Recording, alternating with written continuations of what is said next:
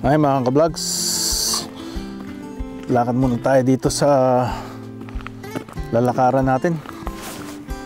Yan, full of snow, but tignan natin ang trail kung ano to, may dugo. Dugo ba to? Parang dugo.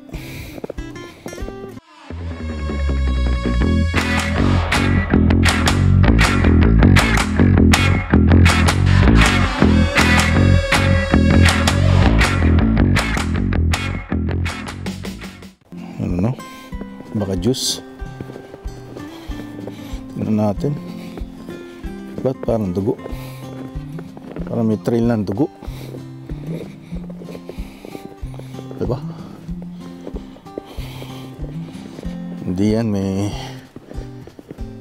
ano ata, parang taong dugo. Kasi kung hindi dugo yan, hindi yan ganyan.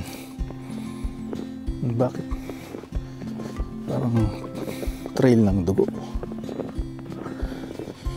Saan nagpunta yan? Yan.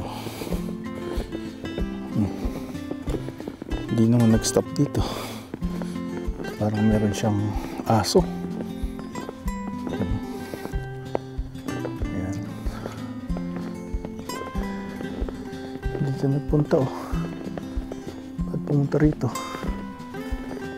Oh. Ito dito sa loob. Tapos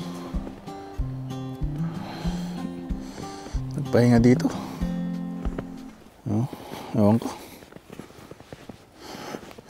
Lakad lang tayo dito mga ka-vlogs. Gusto ko lang magpasyal-pasyal. Pasyal ko kayo sa malamig na lugar dito sa Canada. Ito yung park na nilalakaran natin pagka yung maganda yung panahon. Yan. Ngayon di naman siya gaano kalamigan dahil ano naman, steady naman yung wind. Pero may snow sa ground. Kaya pagka naglalakad ako, parang narinig niyo yung snow. Compact snow. Ayan. So ayan. Ayan mga vlogs, dito ulit tayo pababa.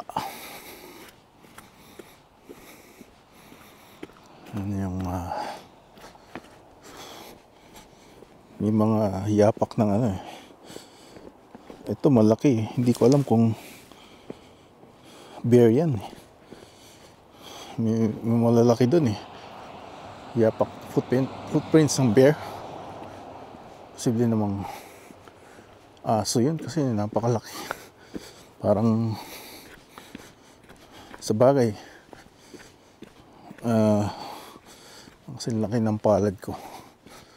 Pero yung sa bear ata mas malaki pa yung kanilang paa. So yeah, baka asong malaki lang.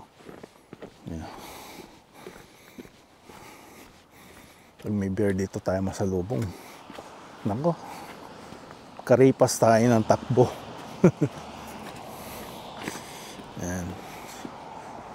Ayan o, max save.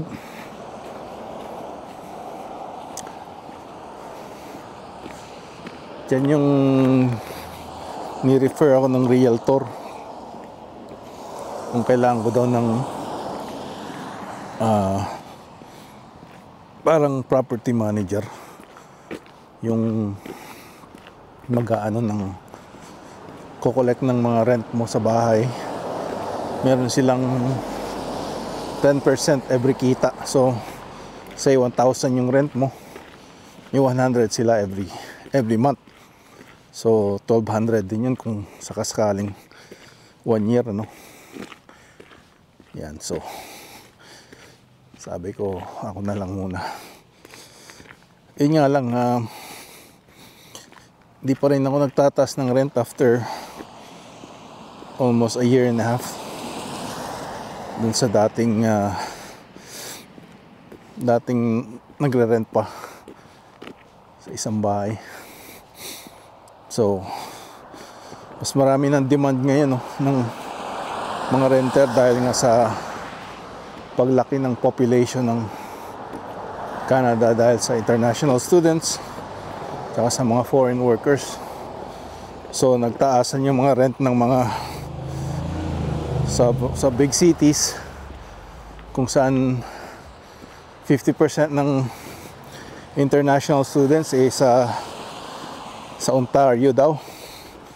So yung sa quota na baka yung each provinces yung 363,000 na quota, which is 35% ng from last year, baka i-distribute nila according to the province population, parang ganun percentage. So yun ata ang magiging patakaran, ano. Yan.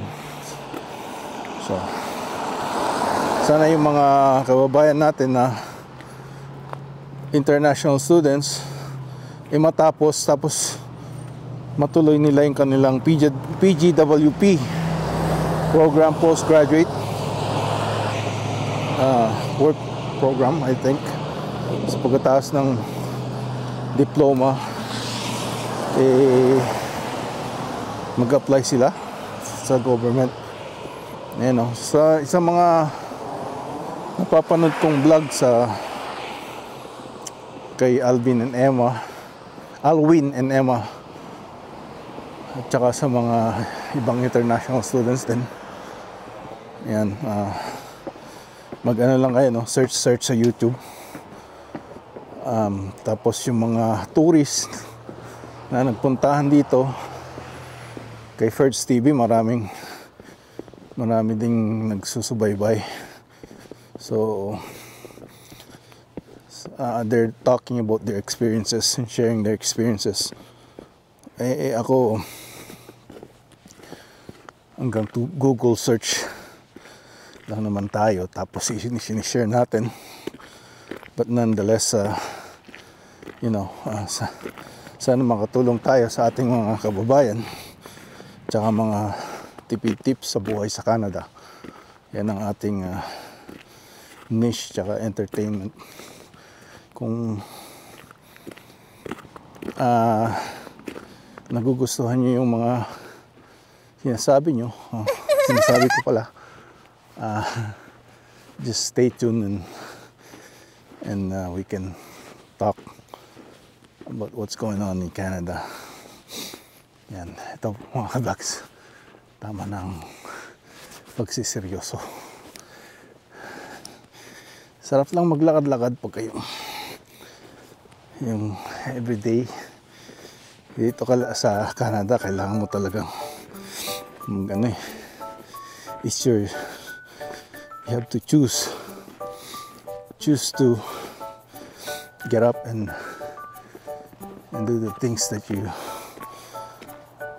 want to do.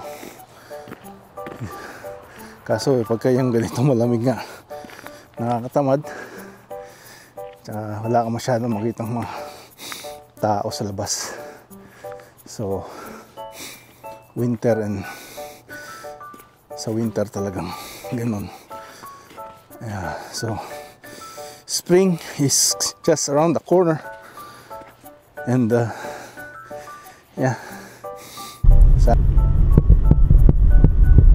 sunrise in the early morning, 8 o'clock, 8:08 to be exact. Monday ngayon. Galing ako ng swimming pool. Sauna, pawis. Hirap pawisan dito sa Canada. Babayaran mo pa para mapawisan ka. Tayo off naman tayo, no? Parang nag-relax ako sa sauna, nag-steam room sauna. May isang lalaki doon na tumama yung toe ata niya sa paa, sa paa sa door, sa corner, sa may dugo. Yan, pinalis mo na, lilinisin daw nila yung dugo.